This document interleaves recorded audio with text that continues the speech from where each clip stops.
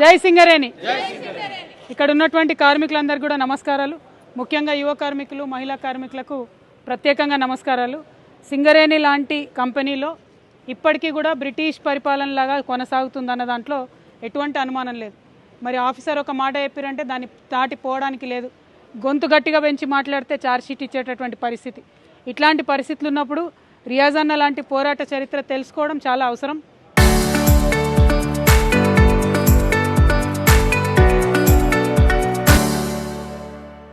ఎందుకంటే చట్టానికి లోబడి చేసే పోరాటంలో ఎంత దూరం పోయినా కూడా న్యాయం జరుగుతుంది తప్పితే అన్యాయం జరగదన్న విషయాన్ని ఇప్పుడున్న యువమిత్రులు తెలుసుకుంటేనే ఫ్యూచర్లో ఇంకా మంచి కార్మిక నాయకులు అవుతారు. కాబట్టి రియాజ్ అన్న మాట్లాడి చెప్పిన స్టోరీ నుంచి మాత్రం ఇన్స్పిరేషనే తప్ప ఇంకొకటి లేదు.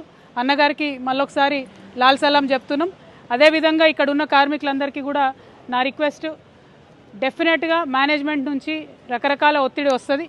కానీ దాన్ని మీరు రూల్ పొజిషన్ కరెక్ట్ ఉన్నంత మటుకు భయపడాల్సినటువంటి అవసరం లేదు. ఎట్ ద సేమ్ టైం అన్న అన్నట్టు ఒక్కొక్కరికి ఒక్కొక్క న్యాయం ఉండడానికి లేదు. పైరవీలు చేసినందుకు ఒక న్యాయం, చేయడానికి ఒక న్యాయం ఉండడానికి లేదు. As a policy government medical scheme అనేటటువంటిది ట్రాన్స్పరెంట్గా ఇంప్లిమెంట్ కావాలి.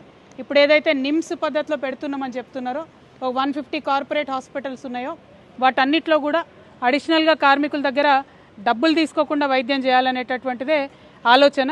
దాన్ని రోజు రోజుకి మంచిగా చేసుకోవాలి. ఒక్కొక్క స్టెప్ ఎక్కుతున్నాం. కాకపోతే ఇంకా మంచిగా చేసుకోవాల్సినటువంటి అవసరం అయితే ఉన్నది. ఎందుకంటే సింగరేణి కార్మికులకు వాళ్ళకు ప్రత్యేకంగా స్కీమ్ ఉందని చెప్తారు. కానీ మళ్ళీ అటు ఇటు చూసే వరకు మీరు కూడా వైద్యానికి డబ్బు ఖర్చు పెడుతున్నారు, మీరు కూడా విద్య కోసం డబ్బు ఖర్చు పెడుతున్నారు. ఒకప్పుడు సింగరేణి స్కూల్స్ అంటే అద్భుతంగా ఉండే, పిల్లలందరూ అదే స్కూళ్ళకి పోయి చదువుకున్నటువంటి పరిస్థితి కూడా ఉండే.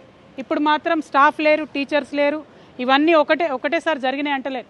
అనేక సంవత్సరాలుగా వస్తున్నటువంటి లోపాలతో జరిగినటువంటి అందులో ఎటువంటి అనుమానం లేదు. ప్రత్యేకించి ఇక్కడ మీ ఓపెన్ కాస్ట్ మైన్ల వాళ్ళకు మాత్రం కొంత ప్లే డే పోవడంలో కానీ, N-1 పద్ధతి రావడంలో కానీ, అదేవిధంగా ఈ PhDలు ఏవైతే ఉంటాయో వాళ్ళలో ఓన్లీ 50% ఇవ్వడం కానీ, అవన్నీ నేను టీబీజీ కేసులు ఉన్నప్పుడే జరిగింది. దానికి మీ అందరికీ కూడా నేను క్షమాపణ చెప్తా ఉన్నా. ఎందుకంటే అప్పుడు ఇంత సీరియస్ రెపర్కషన్ మీకు ఉంటుందని నాకు తెలియదు. ఒక్కొక్క మనిషికి 2.5 నుంచి 3 లక్షలు నష్టం జరుగుతుందని తెలిసింది ఒక్కొక్క కార్మికుడికి.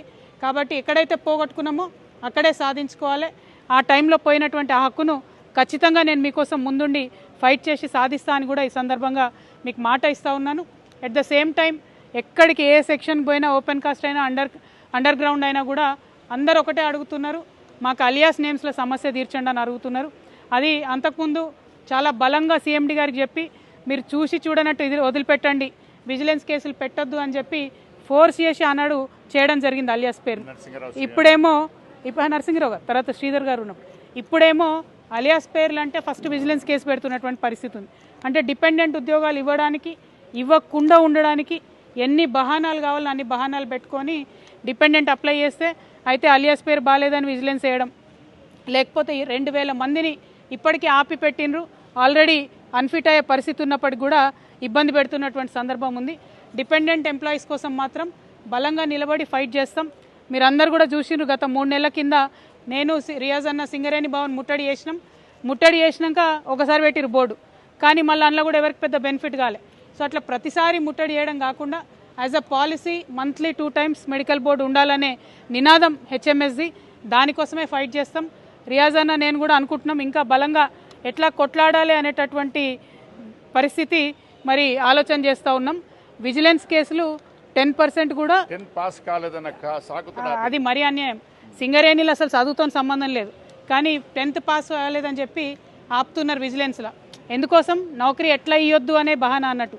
ఎట్లా ఇవ్వాలనే ఆలోచన ఉన్నోడేమో వేరే రకంగా పనిచేస్తాడు, ఎట్లా ఇవ్వద్దు అనే ఆలోచన ఉన్నోడేమో అన్నిట్లో కూడా ఎక్కడ కొండబెట్టాలని ఆలోచిస్తూ ఉంటారు. సో ఇలా మేనేజ్మెంట్ విధానం అట్లా ఉంది కాబట్టి దానికోసం బలంగా ఫైట్ చేస్తాం. విత్ ఇన్ ద కాన్స్టిట్యూషనల్ ఫ్రేమ్వర్కే ఫైట్ చేస్తాం, రూల్ పొజిషన్తోనే ఫైట్ చేస్తాం. అధికారులకు కూడా రిపీటెడ్గా చెప్పినాం. నిన్న జోక్ ఆఫ్ ద సెంచరీ ఏంటంటే ఆఫీసర్లందరూ నిన్న సమ్మె చేసిరట, ధర్నా చేసిరట, వాళ్ళకి కావాల్సిన హక్కులు వస్తలేవని. వాళ్ళేమో ధర్నా చేస్తారు, వాళ్ళేమో యూనియన్ పెట్టుకుంటారు. మన కార్మికులకు హక్కులో మాట్లాడితేనేమో ఉల్టా మనకు ఛార్జ్షీట్లు ఇచ్చే పరిస్థితి ఉంది. సో ఆఫీసర్లకు ఒక న్యాయం, కార్మికులకు ఒక న్యాయం ఉండడానికి లేదు. ఖచ్చితంగా ఎవరికైనా ఒకటే న్యాయం ఉండాలి సింగరేణిలో అని చెప్పి మేము ఆలోచన చేస్తూ మీ అందరినీ కోరేది ఒకటే. నేను కొత్తగా పార్టీ పెట్టిన తెలంగాణ రక్షణ సేన అని, ఆ పరిస్థితులు ఏందన్నది మీకు తెలుసు, నేను చెప్పే అవసరం లేదు. కొత్తగా పార్టీ పెట్టిన తర్వాత సింగరేణి కార్మికుల దగ్గరకు వచ్చి మీ ఆశీర్వాదం మీ సపోర్ట్ కోరడానికి వచ్చినాము. అందుకే బాయి బాట అనే కార్యక్రమం పెట్టుకొని రోజు ఒక బాయి దగ్గరికి వెళ్ళి కార్మికులు ప్రత్యక్షంగా కలిసి చెప్తా ఉన్నాం. ఎందుకంటే తెలంగాణ రాష్ట్రం సాధించుకోవడంలో ప్రధాన పాత్ర సింగరేణి కార్మికులది అన్న దాంట్లో అనుమానం లేదు. ఆనాడు మీరు త్యాగం చేసిండ్రు, సమ్మె చేసిరు కాబట్టే తెలంగాణ వచ్చింది. కాబట్టి ఈ తెలంగాణ రాష్ట్రంలో కొత్తగా రాజకీయ శక్తి వస్తే మీకు చెప్పాల్సిన బాధ్యత ఉన్నది. అందుకే మీ దగ్గరకు వచ్చినాం. కేవలం 2-3 ప్రధాన అంశాలు తీసుకొనే మేము ముందుకెళ్తా ఉన్నాం. రాష్ట్రంలో ఉన్న వాళ్ళందరికీ కూడా ఉచిత విద్య రావాలి, ఉచిత వైద్యం రావాలనేది నా ఆలోచన. దానికోసం 100% ఫైట్ చేస్తాం. సామాజిక న్యాయ తెలంగాణ రావాలని ఇంకొక ఆలోచన, దానికోసం కూడా ఫైట్ చేస్తాం. సో మేము చేసేటటువంటి ఈ పోరాటంలో మీ మద్దతు ఉండాలని చెప్పి నేను కోరుతా ఉన్నాను. ఇక్కడ ఉన్న అన్నదమ్ములందరికీ కూడా ఒక రిక్వెస్ట్, ఒకసారి ఆలోచన చేయండి. మనం రిటైర్ అవుతున్నామంటే మన పిల్లలకు సింగరేణి ఉద్యోగం ఎక్కిద్దామని మీ అందరు కూడా పరేషాన్ అవుతున్నారు, ఆలోచన చేస్తూ ఉన్నారు. మరి ఇదే సింగరేణిలో 33,000 కోట్ల టర్నోవర్ ఉన్న సింగరేణిలో ఆల్రెడీ ఉన్న యూత్కి అందరికైతే రాదు కదా, 2 కొడుకులు 2 బిడ్డలు ఉంటే కూడా అందరికీ రాదు ఉద్యోగం. మరి ఒక పిల్లానికి సింగరేణిలో వచ్చినా, ఒక పిల్లకి సింగరేణిలో వచ్చినా మరి మిగతా వాళ్ళ పరిస్థితి ఏంది? బయట జాబ్స్ దొరుకుతలేవు, కంపెనీలు ఏమి వస్తలేవు. అందుకనే ఒక ఆలోచన చేయడం జరిగింది. బ్యాంకులతో సంబంధం లేకుండా 2 లక్షల నుంచి 20 కోట్ల రూపాయలకైనా యూత్కి, అమ్మాయిలైనా అబ్బాయిలైనా వాళ్ళకు ఉండే ఆలోచనతో డైరెక్ట్గా లోన్ ఇవ్వాలనేటటువంటి ఒక ప్రణాళికను సిద్ధం చేస్తూ ఉన్నాం. మీ దయ వల్ల ఖచ్చితంగా గెలిచి అధికారంలోకి వస్తామనే నమ్మకం నాకున్నది. ఎందుకోసం అంటున్నా అంటే పెద్ద పెద్ద కంపెనీలకు 1000 కోట్లు అప్పిస్తే వాళ్ళు ఎగబెట్టి లండన్ వారిపోయారు. వాళ్ళకేమో బ్యాంకులు ఇస్తాయి, ప్రభుత్వం ఇస్తారు. కానీ చిన్నపిల్లలు 2 లక్షలు, 5 లక్షలు, 10 లక్షలు చిన్నగా ప్రారంభమైన పెద్ద కంపెనీగా ఎదిగే అవకాశం ఉంటుంది. సరే 10 మందిలో 2 ఫెయిల్ అవుతారు కావచ్చు, ఫెయిల్ అవుతారని అసలే యూత్కి ఇవ్వకపోతే ఇబ్బంది అవుతుంది. పెద్ద పెద్ద కంట్రీస్, చైనా కావచ్చు, వేరే కంట్రీస్ కానీ పిల్లలకు అట్లా లోన్స్ ఇచ్చినారు కాబట్టి ఇవాళ ఇండస్ట్రీలో తిరుగులేని శక్తిగా ఉన్నారు. కాబట్టి ఖచ్చితంగా బలంగా పిల్లల కోసం, యూత్ కోసం పనిచేస్తాం. కాబట్టి మీ అందరినీ రిక్వెస్ట్ చేసేది ఒకటే, ఒక మార్పు తెద్దాం అనుకుంటున్నాం తెలంగాణలో. మార్పు అంటే రేవంత్ రెడ్డి లాంటి మార్పు కాదు, మంచి మార్పు, నిజమైన మార్పు. ఆయన అన్ని వాదాలు చేసిండు, బయటపడ్డాడు, అవతల పడ్డాడు. అట్లా కాకుండా మీకు 20 ఏళ్ళ నుంచి నేను తెలుసు, ఎట్లా కష్టపడుతున్నో తెలుసు. మద్దతు ఇవ్వాల్సిందిగా కోరుతున్నా. మీకున్న ప్రతి సమస్యలో డిపెండెంట్ కానీ, అలియాస్ నేమ్స్ కానీ, మనకు రావాల్సిన ఇన్సెంటివ్స్ కానీ అన్నిట్లో కూడా మీతో పాటు మీ సోదరిగా కలిసి నడుస్తానని మాట ఇస్తున్నా. నేనైతే గట్టిదాన్ని అబ్బా, మొండిదాన్ని. ఇక నాకు ఈయన జగమొండి దొరికిండు. కాబట్టి మేము ఇద్దరం కలిసి సింగరేణిలో కూడా కొట్లాడతాం. కోల్పోయిన హక్కులు ఉన్నాయో వాటన్నిటి కోసం కూడా ఫైట్ చేస్తాం.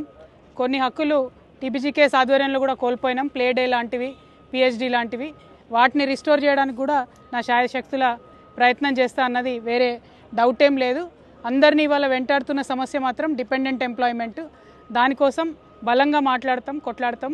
అన్నిటికన్నా ఎక్కువ మిగతా సంఘాలు ఏవైతే ప్రశ్నించి వదిలేస్తాయి, నాకున్న అలవాటు ఏంటంటే ప్రశ్నించడం, పోరాటం చేయడం, పరిష్కారం అయ్యేంత వరకు పోరాటం చేయడం. అట్లా రాష్ట్రంలో అనేక సమస్యలు పరిష్కారం చేసినాం. కాబట్టి మన ఏదైతే మెడికల్ బోర్డు ఉందో అది కూడా రెగ్యులర్గా పెట్టేంత వరకు కూడా మా శాయశక్తుల కృషి చేస్తాం. మిగతా ఇష్యూస్ ఉన్నాయి అన్న ఇప్పటివరకు చాలా డీటెయిల్గా చెప్పిండ్రు. మైక్రో లెవెల్లో పనిచేస్తాం.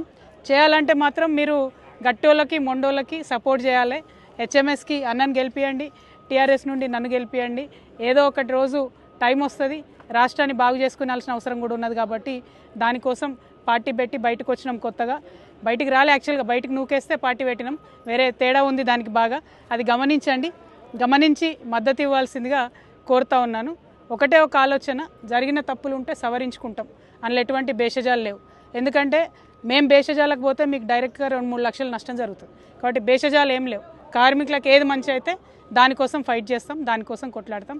థ్యాంక్ యూ, గుడ్ లక్, సేఫ్గా ఉండండి. జై తెలంగాణ.